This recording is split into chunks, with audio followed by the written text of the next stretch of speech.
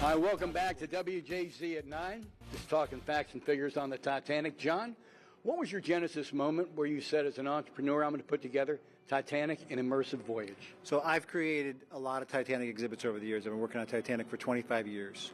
But when I created this particular exhibit, I wanted to connect the passengers emotionally to the story like never before. So we started with the question, what were Titanic's final words? I studied all of the Marconi wireless messages, and that goes into that immersive room that's near the end of the show. But here we wanted to also talk about the pop culture influence Titanic has had on all our lives. Oh, absolutely. There is no question about it. But what was your clarity moment when you said, I'm going to make my life the Titanic, not just this exhibit? I think that it's because the Titanic story. I studied the classics way back when. Mm-hmm. Loved all those tragedies, all those great all those stories of the ancient Greeks and ancient Romans.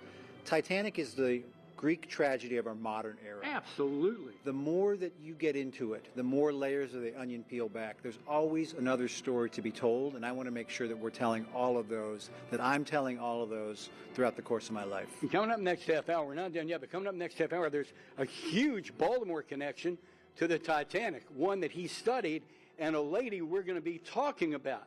Women were a huge part of the courage of the sinking of the Titanic, and we'll get to that next half hour.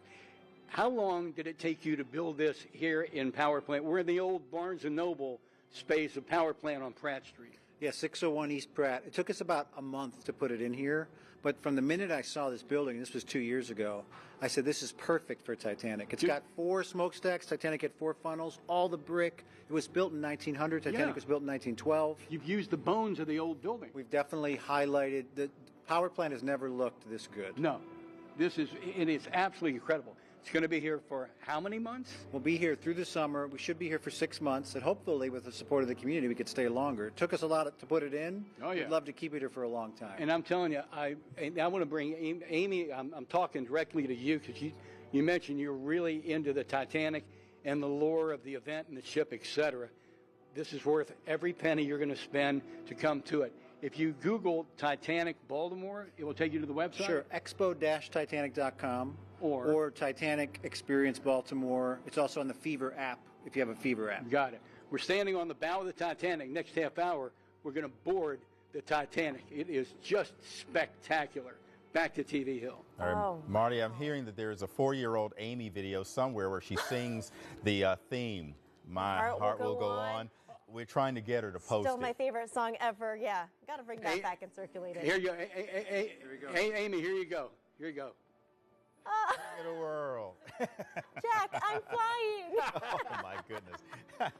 All right, Marty, we'll see you in just a few minutes. Let's go. You bet.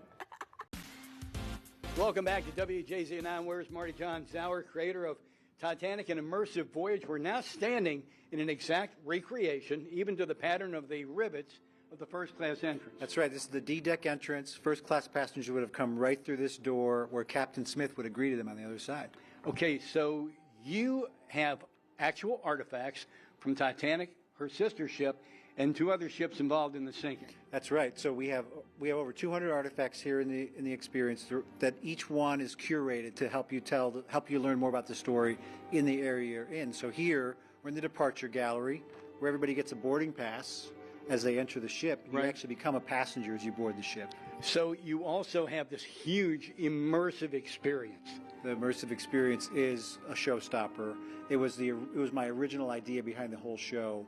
I wanted to use Titanic's final words from Marconi messages to tell Titanic's final 2 hours of her story in a way that you would experience it while you're sitting in a lifeboat, watching Titanic go down. So you put I keep wanting to say AR, VR, because that's the technical name of our new studio, but the reality glass is on and you go for it. So the VR is a separate element. We have a projection room, the immersive room, but there's also a VR room. So this show goes on forever. You can dive to the wreck in virtual reality and see it better than if you dove to it in a submersible yourself. And probably a little bit more safe, but that's a spoiler alert. So here's the Baltimore connection. A man named Walter Lord, who I'm pretty sure grew up in Roland Park, wrote a book called A Night to Remember. The seminal book of the Titanic story. I read it over a dozen times in creating this experience. A Baltimorean. And then a Baltimore lady named Lucy Polk Carter was a survivor of the wreck and went on to help chronicle it. That's right. She helped tell the story of Titanic long after the ship had gone down. And there were a lot of ladies. There's a whole segment of this story about the women of the Titanic and their absolute bravery in the face of tragedy and death. John, thanks so much. We appreciate it. Thank you, Marty. Have a great, hopefully 6-month run here in Baltimore. Thank you so much. All aboard. All aboard is right. By the way, that was the band leader's boarding pass. This is Wallace Hartley's boarding pass, yes. Not a good ending. Spoiler alert. Spoiler alert. Back to TV Hill. Thank you, Marty.